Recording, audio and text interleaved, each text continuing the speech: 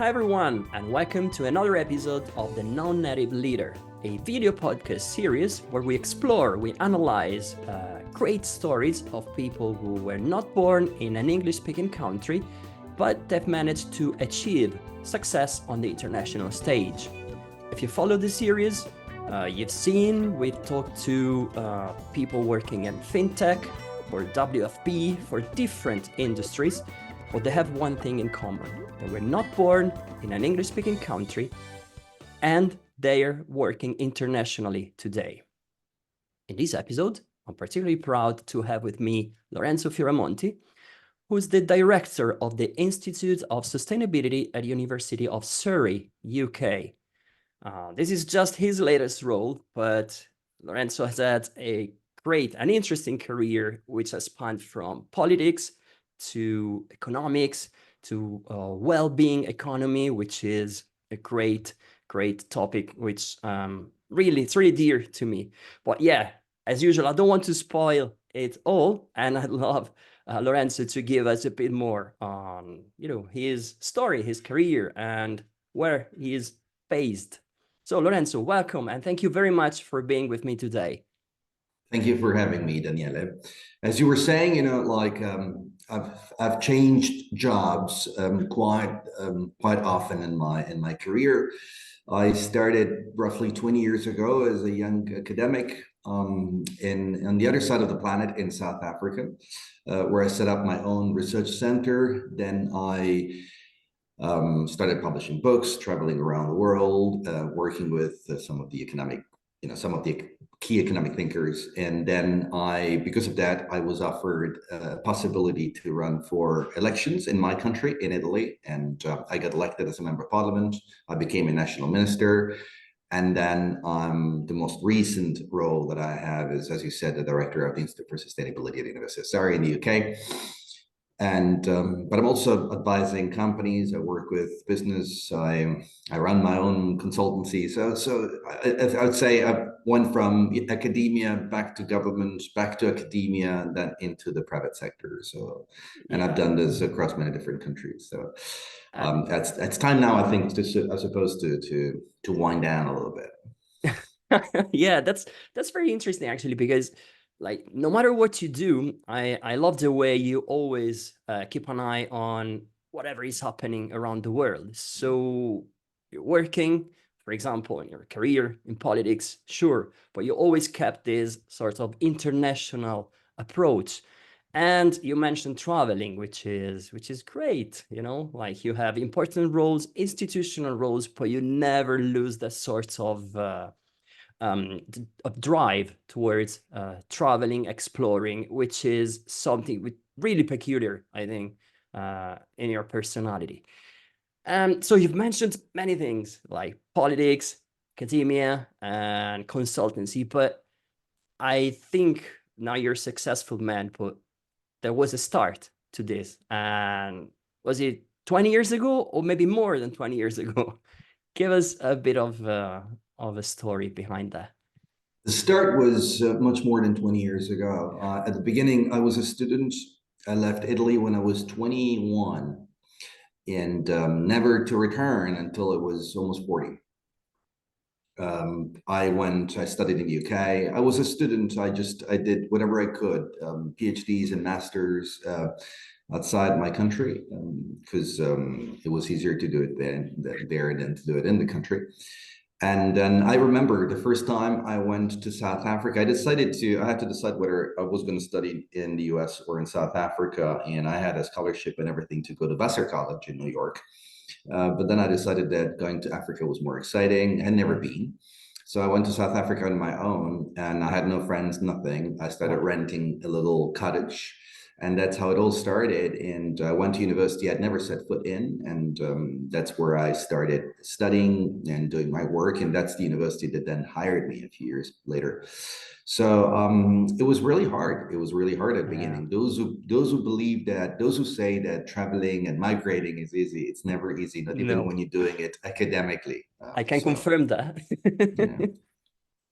Exactly. So it was a success story up to a point. I mean, like when in South Africa, I met my wife. I also had another job before I started my academic position. I became a full professor at the age of 35, but by the age of 29, I had a steady job already in a key international organization in Johannesburg. That's where I met my wife.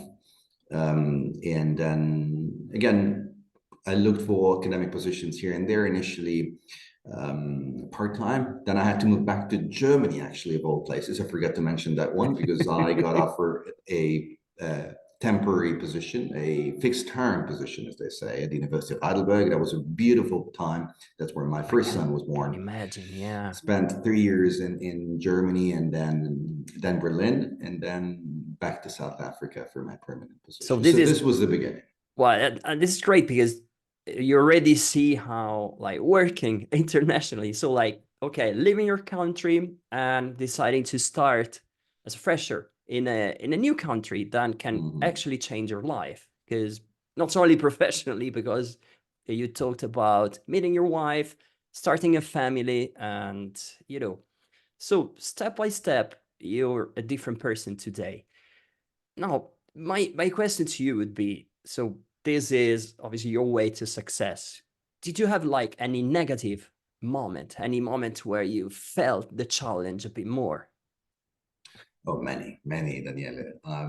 I was lonely at the beginning. I also remember, I mean, I could go back as far as you want, when I started in the UK as a student, then in the US. There were many moments when I thought, I mean, imagine you're 20, 21, 22, and you have to rent an apartment. You've never done it. You don't know who's going to rip you off. You don't know how to sign a contract. Your mom and dad are not there to help you with the move, right? Which is what a lot of Italian, you know, children are used to, right? And mom and dad do everything, and no one is there to protect you if you get. I mean, I did a lot of things that, in hindsight, I'm now extremely, it could have been very, very concerning, like and not violating rules, but certainly, like Luckily. doing things that could have meant, like a totally different trajectory in my life. And I was lucky. So just to say, it was really hard. And at the beginning, when I moved to South Africa, I didn't know anyone, and that was on the other side of the planet. And so at that time, HIV/AIDS was very widespread. Crime was on the rise. So I remember that on my way to work, I wouldn't put money in the wallet, but I would put money in my socks. And my money got so wet because I was sweating. It was so hot that I had to dry it in the public toilet, to be able to use it. I mean, like, these are just Yeah, examples yes. of things that happened, and many, many more. So yeah. And it, um, and this is something that you can't really plan for. So yeah, you only realize it when you're there. Said, okay, now I'm on my own and need to meet people, need to figure out how to, find an apartment or a house, and even where to keep my money safe. That's exactly. something that's totally, totally unexpected. And I mean, did you have like a dominant emotion at the time? So the time when you started? My dominant, certainly, I had this dominant drive of trying to be successful, and also a bit of a revenge vis-a-vis my country. I've always considered my country. You have many guests here. I don't know how many of them come from Italy, but Italy is certainly a country where a lot of people, especially people with good degrees, are leaving. And Mm, that's also because the country is very corrupt, and it's really hard to find a job without having the right connections, which means that a lot of very talented Italians move elsewhere. And that's something that has always bothered me. And I had the sense of revenge that I was going to go out, have a career that was better than anyone else in my age cohort, in my age group, and then come back and show them, like, this is what you can do when you're driven. So that was my dominant drive. But I also had, again, a sense of sadness because I couldn't spend time with my family. I couldn't visit my parents for dinner if I wanted, right? I mean, like, sure. I couldn't, if my mom and my dad got sick, my grandmother got sick, I wasn't there, to help them. So there was a sense that time was running out, and I wasn't there. So on the one hand, I was very excited to be able to live a life that very few people were living, but at the same Sure. time, I was aware of the costs I was paying, the price I was paying. Yeah, yeah. And that's probably common with most expat, you know, like, Mm, sure, can have a career, can have your success, but then you're far away. So how do you find the right yeah, balance, you know? We often talk about work-life balance. In that case, would be the life-life balance, because you have two yeah, lives, really, to lives. one abroad and one in your native country. Yeah, that's common, and I can relate to that very much, because part of my life, I was away, I was abroad, and I had exactly the same feeling. And I guess many people really went through that. And yeah, and at some stage it starts affecting you, I'm sure. And then, okay, so everything then changed for you, because you have that drive to be successful. And today you can say you've managed to be successful. So, like, what was the turning point for you? That's a very good question. The turning point for me, I think, was when there were a few. Certainly, the first one is when I got my first permanent position. Initially, I was changing countries quite often, as I said, South Africa, UK, US, Germany, Yeah, and then always with very temporary positions. And that was fine because I was in my late 20s, early 30s, and it was fine. But then I had my son, and my first son, and that's when I something kicked in, and I felt like that instinct to provide. And for me, provision was tantamount to getting a good job and being able to buy a house and to have a steady life. And that didn't happen until my son was 3. And that's when I got my first permanent job, but back in South Africa. And that's when I became a full professor, again, at the age of 35, which is pretty early compared to almost anyone I know. yeah, And that's where I could set up my first research center. I became my own boss and I hired people. So I felt, like the sky was the limit. I started publishing my books. My books got translated. I got invited by famous academics to join their yeah, research teams. And so it was really, really, that was my first turning point when I felt like, oh my God, I made it. I bought my first house. I had a garden. I had a pool. I had 2 cars, so I felt like, okay, this yeah, is happening. And then the second turning point was certainly when I got this phone call, and I was not even 40 then, by the deputy speaker of the National Assembly in Italy, who proposed me to join his government if he won the elections. And so I said yes. And so then he won the elections, and I had to basically almost overnight come back to Italy from South Africa to yeah, become a member of government.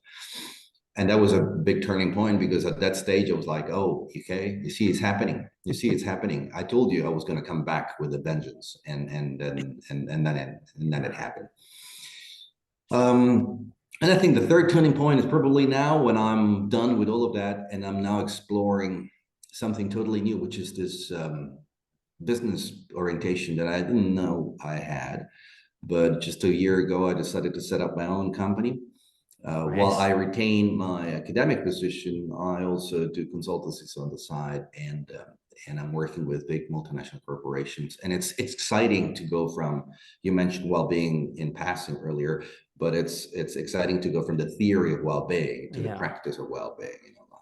So yeah, It that's feels my like a roller coaster, to be honest with you, because the uh, minute you find stability, then something new happens, and then you have to reorganize your life, which is, I mean, fair play is something that you can do.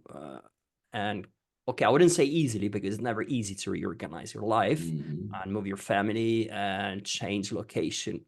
But going from academia to politics to business orientation really does feel like a roller coaster. And but you are facing that with a smile on your face, which is great. And so, yeah, okay, sure. There. No, I mean, like, You, I don't want to sound too realistic here, but of course, it's exciting. It's also very tiring, yeah, but at times you can't control it, right? I mean, like, it's not everyone has the privilege of having the right position in the right country. So I was in South Africa. That wasn't my country. I was happy to be there, but when I got the opportunity to come back to my country to make a difference, I had to take it. And as it often turns out in politics, one day you're in it, and one day you're out of it, right? So and sure. then I had to reinvent myself again. Not that I was looking for it, but I had to reinvent myself again. And the country where I was born, Italy, hasn't changed since. So just like it didn't want me back then, he decided not to want me now. And so that's why I decided to accept this offer in the UK, which, as you can imagine, is a very, very dynamic economy compared to Italy. Yeah, it's different environment, and somehow they value what you've been talking about all your professional Yeah. life. So, well, being Yeah. economy being one of the main things, but yeah, as you said, it's great to see that actually in practice. So it's not only the theory, but also the practice. So your life, your situation, your career have changed since that first day when you set foot in South Africa. Um, Obviously they've changed for the better. That goes without saying, but like, how do you feel today? So do you feel after those turning points, do you feel like, okay, I am where I want to be, I'm successful, I've achieved what I wanted to achieve, and I'm gonna stop and settle? Or there's more to it? That's a good question. I think on a good day, I feel like I'm settled and I'm done. There are also times when I think that I don't want to work anymore. I'll be very honest with you that I think I've done, in a sense, my professional life has been very concentrated. Within 20 years, I've moved across 3 different sectors. I've been completing my academic career already. I've become a national government member of government. You know, usually people take years to become ministers. It took me 3 months. And then you know, I'm running my own center again in the UK, which is what everyone in academia dreams. You know, like they dream to become professors in the UK. Well, I've done that as well. So I'm thinking that at the age of 46, almost, sorry, at the age of 47, almost, I could stop. But then I think maybe the best is yet to come. Yeah, And yeah, so, and I'm really, really keen to explore more this business side of things, because business has got something that no other sector has, that is to be very concrete and to be very pragmatic. And I'm sick and tired of, you know, writing books about what the world should look like. I'd like actually to be able to show that I've made it and I've made money while I do that.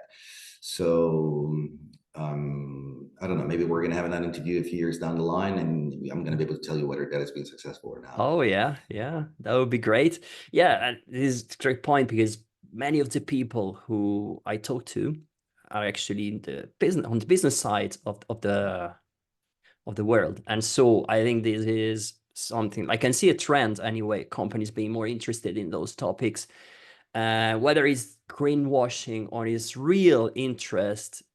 We'll see that in the coming years, but sure, there is a push to discuss these things. So by all means, that is a great career you are following, and that's something that would resonate, I'm sure, with a lot of people watching. Um, Look, we're nearly towards the end, Lorenzo. So the very last thing I'd like to ask you is, okay, you've had your career and different sectors. So would you have any recommendation for people who want to have an international career nowadays? Um, I would say to them, be ready to live a life that is full of contradictions. Be ready to live a life that is going to look shiny to the outside, from the outside, but not always shiny when you live it, when you're in the game. A lot of people tend to look up to people who will travel a lot, who live internationally, but it comes with sacrifices, and some of those sacrifices can stay with you for the rest of your life. I also wanted to add something. You know, like we didn't say this, but you know, my entire life has been, from an academic perspective, dedicated to trying to rethink how the market works, how the economy works. That's why you mentioned at the beginning this whole idea of a well-being economy. So I've been really studying how to make sure that we can have an economy that produces well-being, so that makes us happy, that makes the world a better place, that protects the environment, that makes society better. So it'd be a very significant contradiction if, in the pursuit of well-being, you were to sacrifice your own well-being, right? So, and that is something that I've fundamentally realized of late. That is that we need to be the change, to paraphrase Gandhi, to be the change you want to see in the world, like, and if you really aspire to build a well-being based society, then starts from your family, it starts from home. You need to be able to look after yourself. So that's what I would say to them. Like, make sure that in the pursuit of happiness, you don't sacrifice the very happiness that you're desperately looking for. Because otherwise, not only would you live only once, you can't go back and rewind, but also because you'll be less credible. So if someone wants to start a well-being business, needs to be able to practice well-being at home. And personally, if you want to become credible as an academic, as a scientist that talks about well-being, you need to be able to say, look, I practice it every day. And the same, even more so, if you're interested in political change and you want to be credible as a leader, then you have to be able to demonstrate you actually practice what you say, what you preach. You have to be the living proof of Exactly. whatever you're talking about. Yeah, exactly. that's great. That's really great advice. So well-being, it's got different shades. It can take different shapes and start from your own well-being. Yeah. Absolutely. So take care of yourself. Take care of yourself, first of all. Absolutely. Lorenzo, it's been great. It's been great talking to you, and I knew some of the stories, but not all of them. So thank you very much for that. That's been really inspiring. And yeah, I hope everybody has enjoyed this little chat we've had. And Lorenzo, thank you again, and I'll see you soon. Okay. Thank you, Daniel.